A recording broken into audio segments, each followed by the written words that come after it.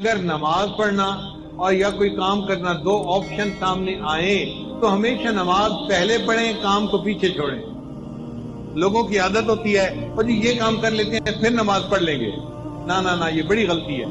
پہلے نماز پڑھیں پھر کام کریں۔ عورتیں یہی تو کہتی ہیں میں مہمانوں کو چائے دے دوں پھر نماز پڑھ لیتی ہوں، اور مہمانوں کو چائے دیتے دیتے نماز قضا ہو جاتی ہے۔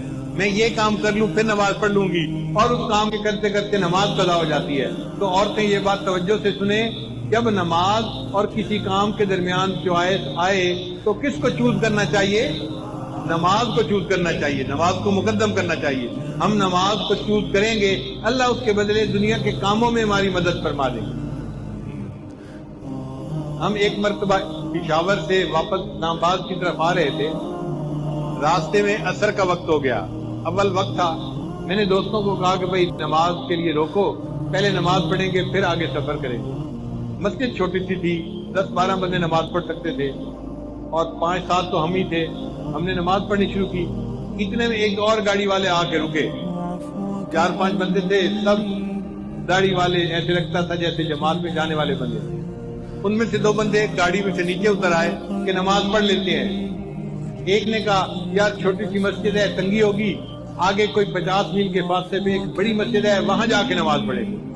تو اس کے کہنے پہ جو مسجد میں آئے تھے وہ بھی واپس چلے گئے اور وہ گاڑی والے چلے گئے۔ ہم نے نماز پڑھی، نماز پڑھ کے ہم اسلام آباد کی طرف روانہ ہوئے۔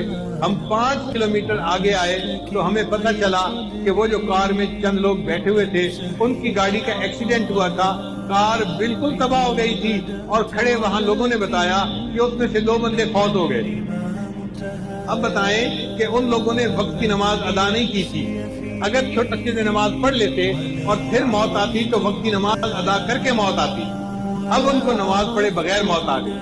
اس لیے جب نماز کا وقت آئے پہلے نماز پڑھیں پھر باقی جو بھی کام ہے وہ کریں، اور اگر اس طرح کریں گے تو اللہ مدد کریں گے۔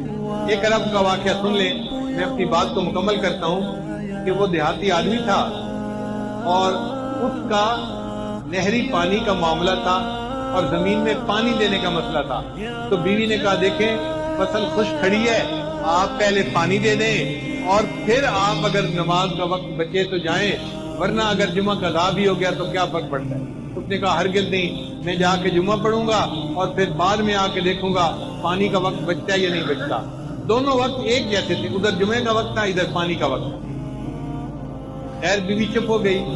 اب جب وہ جمعے کے لیے نکلنے لگا نا تو پتہ چلا کہ ان کا جو اونٹ تھا وہ کہیں بھاگ گیا تھا۔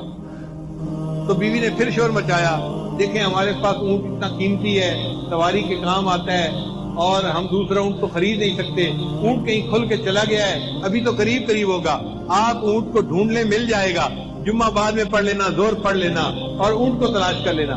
اس نے کہا کہ نہیں، میں پہلے جمعہ پڑھوں گا بعد میں آ کے اونٹ کو تلاش کروں گا۔ وہ بندہ خیر جمعہ پڑھنے چلا گیا۔ اللہ کی شان دیکھیں، جب جمعہ پڑھ کے گھر واپس آیا کیا دیکھتا ہے کہ اونٹ دروازے کے اوپر بندھا ہوا ہے۔ اس نے بیوی سے پوچھا یہ اونٹ کیسے آیا؟ بیوی کہنے لگی میں گھر بیٹھی آٹا گوندھ رہی تھی کہ مجھے باہر کتوں کے بھونکنے کی آواز آئی۔ میں نے گھر کا دروازہ کھول کے دیکھا تو میں نے دیکھا کہ 4-5 کتے اس کے پیچھے لگے ہوئے تھے اور یہ اونٹ بھاگتا ہوا اپنے گھر واپس آ رہا تھا۔ جب یہ دروازے کے قریب پہنچا تو میں نے اس کی مہار پکڑ کے دروازے کے ساتھ باندھ دیا۔ اللہ نے کتوں کے ذریعے سے اونٹ کو ویسے ہی گھر پہنچا دیا۔ اس نے کہا چلو اللہ نے میرا ایک کام تو کر دیا، اب میں جاتا ہوں اور جا کے زمین کو پانی بھی لگاتا ہوں۔ اللہ کی جان جب وہ پانی لگانے کے لیے گیا تو کیا دیکھتا ہے، اس کی پوری زمین کو پانی لگا ہوا ہے۔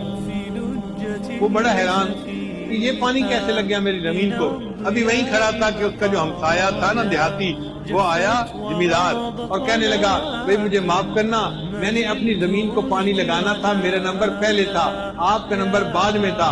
جب میں نے اپنی زمین کو پانی لگایا تو میرے اور تمہارے زمین کے درمیان جو سوراخ بنا ہوا تھا وہ کھلا ہوا تھا، مجھے اس کا پتہ نہیں تھا، میں اپنی زمین کو پانی لگاتا رہا، جب لگا کے دیکھا تو تمہاری زمین کو پورا پانی لگ چکا تھا۔